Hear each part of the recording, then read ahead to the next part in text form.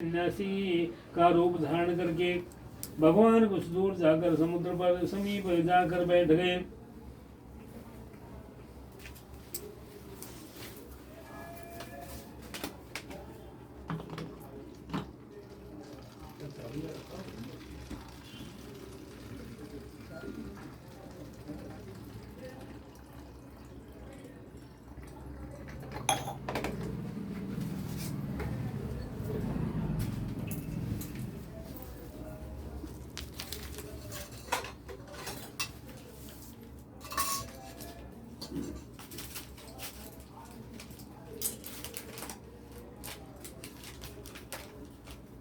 बोलो श्री सत्यनारायण भगवान की जय।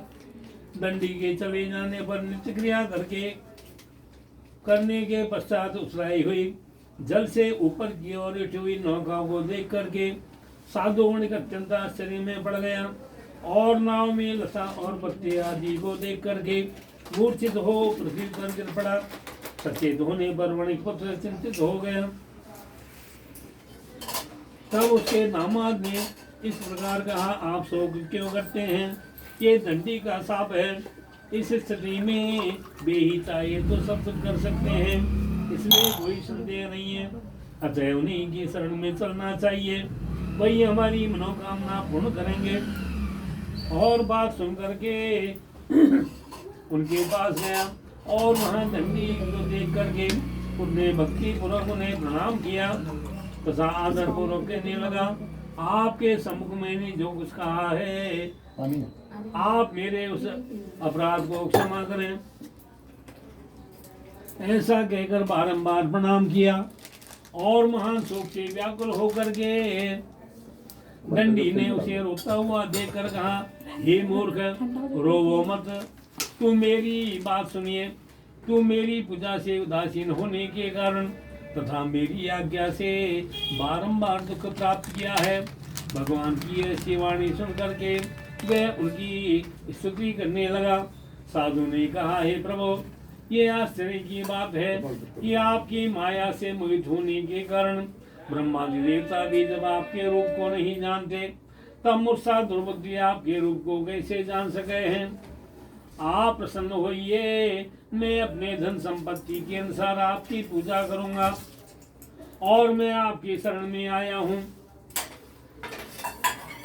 मेरा जो पुराना धन था उसकी तथा मेरी रक्षा करें। उस वणिक की भक्ति वाणी सुन करके भगवान जनार्दन संतुष्ट होते हुए और भगवान हरि उसे अभिष्ट वर प्रदान करके वही अंतर ध्यान हो गए।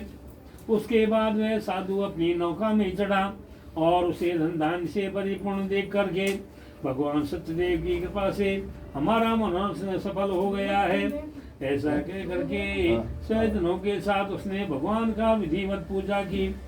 भगवान श्री सत्यनारायण की कृपा से आनंद से परिपूर्ण हो गया और नाव को प्रयत्न पूर्वक संभाल करके उसने अपने देश के लिए प्रस्थान किया।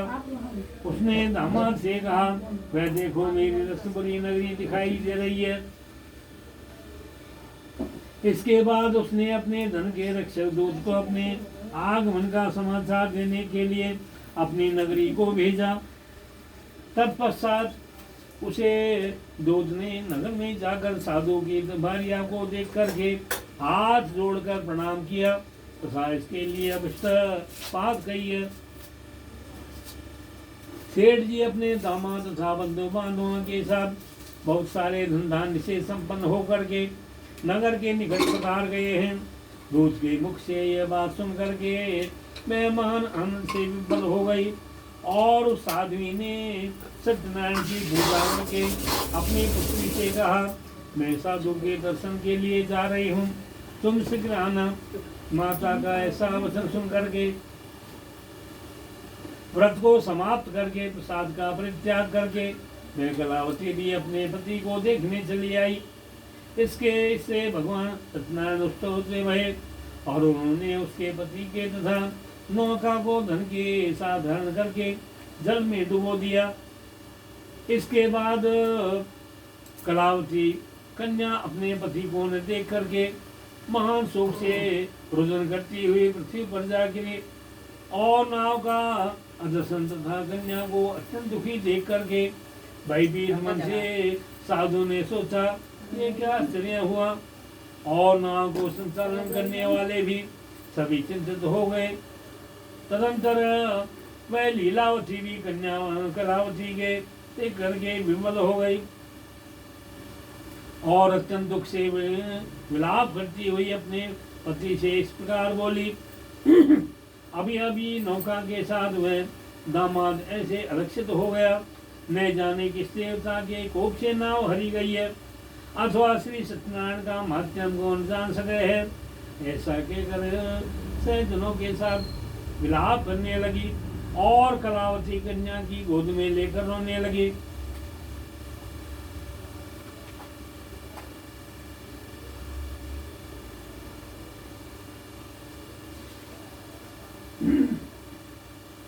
कलावती कन्या भी अपने पति के नष्ट हो जाने पर दुखी हो गई और पति की पादुका लेकर उनका अनुगमन करने लगी। उसने मन में भी निश्चय किया कन्या के इस प्रकार के आचरण को देख करके भार्या सहित वह धर्म के साधु बनकर अत्यंत शोक से संतृप्त हो गया और सोचने लगा या तो भगवान सत्यनारायण ने इस दामाद के साथ धनदान को बड़ी इस नौका को अपहरण किया है अथवा हम सब ये भगवान सत्यदेव की माया से मोहित हो गए हैं। अब अपने धन शक्ति के अनुसार मैं भगवान सत्यनारायण की पूजा करूंगा। सभी को बुलाकर इस प्रकार कहकर उसने अपने मन की इच्छा प्रकट की और बारंबार भगवान सत्यदेव को दंडवत प्रणाम किया। इससे दिनों के परिपालक भगवान सत्यदेव प्रसन्न होते भये भक्त वत्सल भगवान ने कृपा पूर्वक कहा तुम्हारी कन्या प्रसाद छोड़कर अपने पति को देखने चली आई। निश्चय ही इसी कारण से उनका पति अदृश्य हो गया। यदि घर जाकर प्रसाद ग्रहण करके आवे तो उनका पति मिल जाएगा। और कन्या कलावती भी आकाश मंडल से ऐसी वाणी सुन करके सिकरी कर गई और उसने प्रसाद ग्रहण किया। पुनः अगर सजना तथा अपने पति को देखा तब कलावती कन्या ने अपने पिता से कहा अब तो घर चलिए, विलंब क्यों कर रहे हैं। कन्या की ये बात सुन करके वणिक पुत्र संतुष्ट हो गया और विधि विधान से भगवान सत्यनारायण का पूजन करके धन तथा बंधु बांधवों के साथ अपने घर को गया।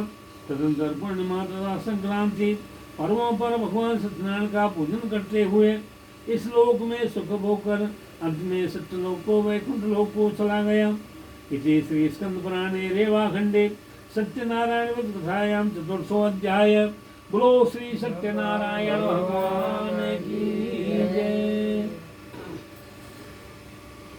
भाजी जा राधे राधे रहते जा राधे राधे भजे जा राधे राधे रहते जा राधे राधे यही सब वेदन को सा रहते जा राधे राधे यही सब वेदन को सा रहते जा राधे राधे श्री वृंदावन धामी पार रहते जा राधे राधे वृंदावन गलियां डोले श्री राधे राधे बोले वृंदावन गलियां डोले श्री राधे राधे बोले वागो जन्म सफल जा ये रहते जा राधे राधे वागो जन्म सफल जा ये रहते जा राधे राधे श्री